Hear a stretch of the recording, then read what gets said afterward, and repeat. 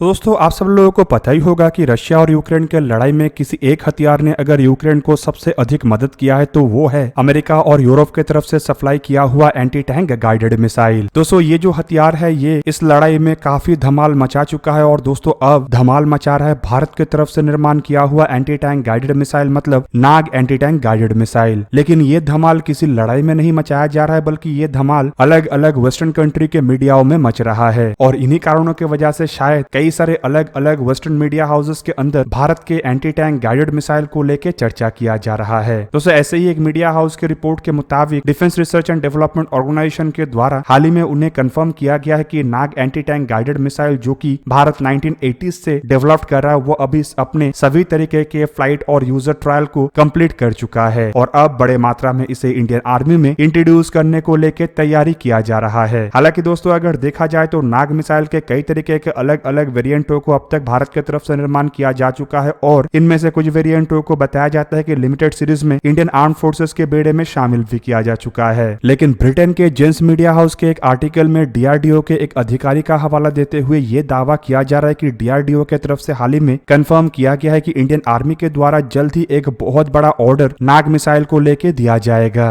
अब दोस्तों gents media house के इस रिपोर्ट में यह भी दावा किया जा रहा है कि ये जो Nag anti tank guided missile है इसे Defence Research and Development Organisation के साथ भारत डायनामिक लिमिटेड के द्वारा ज्वाइंटली बनाया गया है और दोस्तों ये इंडियन आर्मी के कई तरीके के रिक्वायरमेंट खास करके व्हीकल और air launch anti tank guided मिसाइलों के रिक्वायरमेंटों को पूरा करने के लिए बनाया गया है और इन मिसाइलों का रेंज करीब करीब 4 किलोमीटर तक है। और वैसे तो नाग मिसाइलों को एक ट्राइपॉड माउंटेड मिसाइल के रूप में बनाया गया है लेकिन इन मिसाइलों को आसानी से हेलीकॉप्टरों में भी लगाया जा सकता है और नाग कैरियर मतलब BMP-2 व्हीकलों को मॉडिफाई करके मिसाइलों को कैरी करने के लिए जो व्हीकलों को बनाया गया है उसमें भी इन मिसाइलों को लगाया जा सकता है। और जेंस मीडिया हाउस के इस रिपोर्ट में यह भी दावा किया गया है कि इन मिसाइलों को एक passive mercury cadmium telluride focal plane array infrared seeker और लॉन्ग वेव इंफ्रारेड सीकर से लैस किया गया है जिससे कि ये जो मिसाइल है ये lock on before launch mode में काम करता है। हालांकि इसी रिपोर्ट में यह भी दावा किया गया है कि डीआरडीओ के द्वारा इसके एक लॉक ऑन आफ्टर लॉन्च वेरिएंटों को भी बनाया जा रहा है मतलब एक ऐसे मिसाइल को भी बनाया जा रहा है जो कि लॉन्च होने के बाद टारगेट को लॉक कर सकेगा। दोस्तों इसी रिपोर्ट में यह भी दावा किया गया है कि ये जो मिसाइल है ये 8 किलोग्राम के tandem high explosive anti tank warhead को कैरी करता है जो कि 800 मिलीमीटर के थिकनेस वाले आर्मर्ड को भी आसानी से भेद सकता है मतलब ये बेहतरीन से बेहतरीन टैंक तक को भेदने में सक्षम है। और नाग मिसाइल को लेकर यह भी दावा किया जा रहा है कि इसका वजन करीबन 42 किलोग्राम है और इसका लंबाई 1.83 मीटर और डायमीटर 0.15 मीटर है। जबकि दोस्तों वहीं पे अगर भारत के रिपोर्टों को देखा जाए तो भारत के द्वारा नाग मिसाइल के कई अलग अलग वेरिएंटों को तैयार किया गया है जिनमें नाग कैरियर के द्वारा कैरी किए जाने वाले बेसिक वेरिएंटों के अलावा इसके man portable anti tank guided missile variant Helena मतलब इसके